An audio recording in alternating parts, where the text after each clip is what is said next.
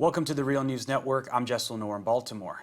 White House Chief of Staff John Kelly was widely condemned for recently saying the lack of compromise led to the Civil War. Now it's different today, but the lack of an ability to compromise led to the Civil War.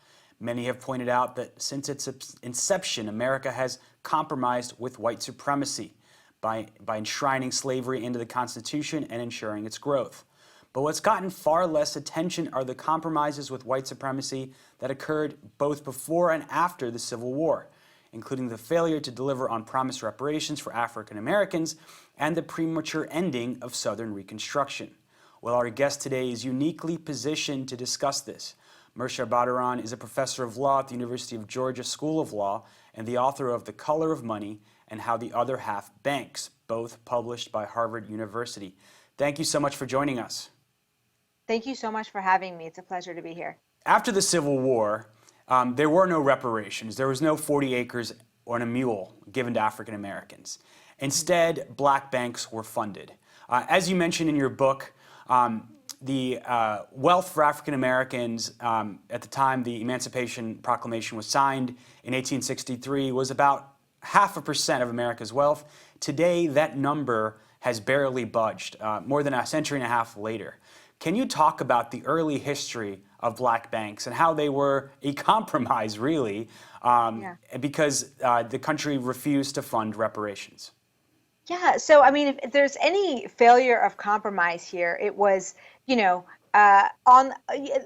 was a problem for Black America that there was too much compromise, right? I mean, we really had, the Civil War was just, it came to a head because the South refused to give up their exploitative labor extraction from the Black population. And so the Civil War tries to sort of take that away. And then right as it ends, that compromise comes back on the table, right? Where you have, Andrew Johnson and the new Republican Party saying, you know what, okay, you can keep the, exploitative labor contracts, which turned into sharecropping.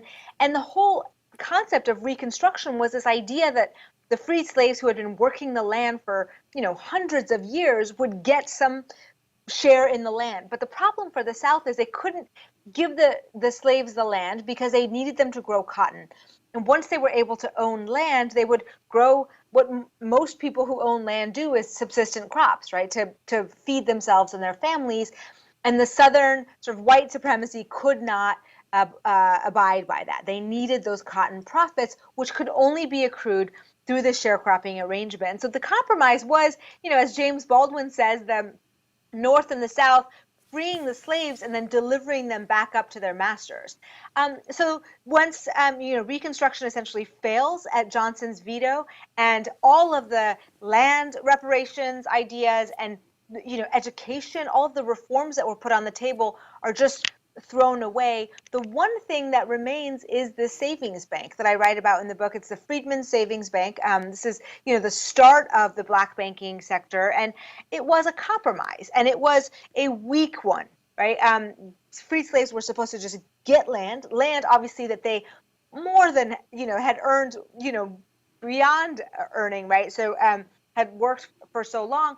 Instead of getting that land, the Republican and the Democrat compromise gave them this savings account. And so the idea was, okay, well, we won't give you land, but you can save your money and buy the land yourself. But the problem was that the bank wasn't actually a commercial bank. There was no loans.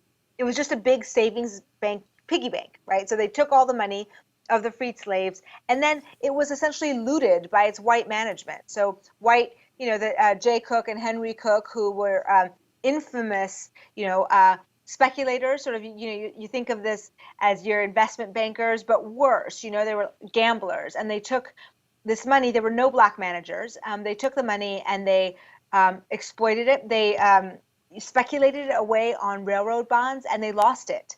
So that was the initial compromise of Reconstruction and the one thing that survives Reconstruction is the savings bank, and it was a disaster for the freed slaves. And one of the many things I find fascinating in your book is you chart the relationship of some of the most prominent black leaders of their time and their relationship to black banks. Can you talk about the relationship of Frederick Douglass? He was the famed orator. He was a fighter against slavery. He helped convince Lincoln to make the Civil War about slavery, because before, when Lincoln ran in 1860, he was willing to let slavery exist, may even make it permanent in America, but the South didn't want it to be limited. So talk about his relationship with black banks. Yeah, so Frederick Douglass is brought into the Freedmen's Bank as it's failing.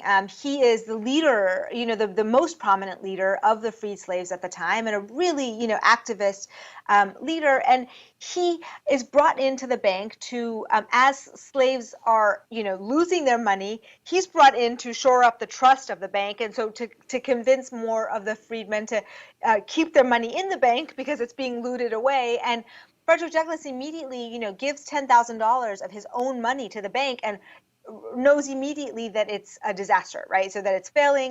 So he tells Congress that they need to shut down the bank and turn off its charter, because otherwise more people will lose their money. And so Congress does do that.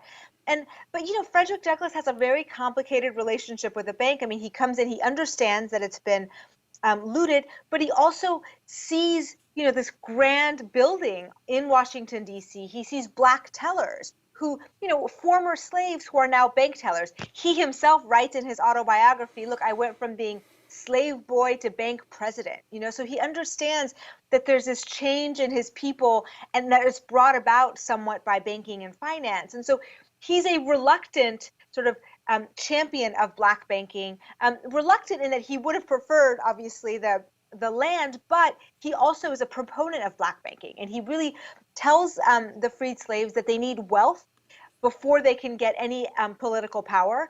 And so, he says the way out of slavery is to get wealth. And he has no idea about the, obstacles that are about to be placed in the path of the freedmen in the acquisition of wealth. But he really says that this is the most important thing, and has, starts a line of other black leaders down this line. And black leaders during this era do not have a very easy role to play. I mean, you cannot be a radical black leader, because there were some, and you'll end up becoming, lynched or killed or deported, as was Marcus Garvey.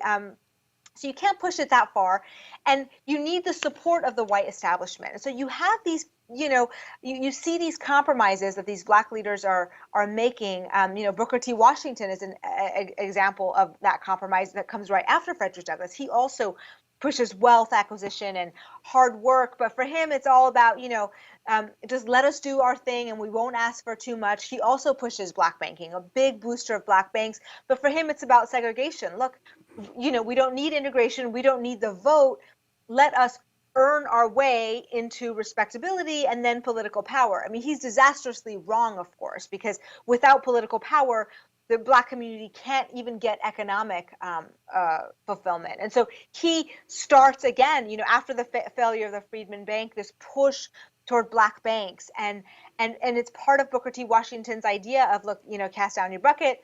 We can be segregated and take care of ourselves. And so this idea gains momentum.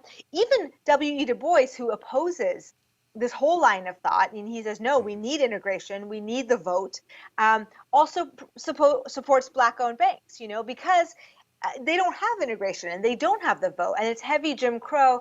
And so for people like Du Bois, it's like there's no other choice. So we have to have these banks.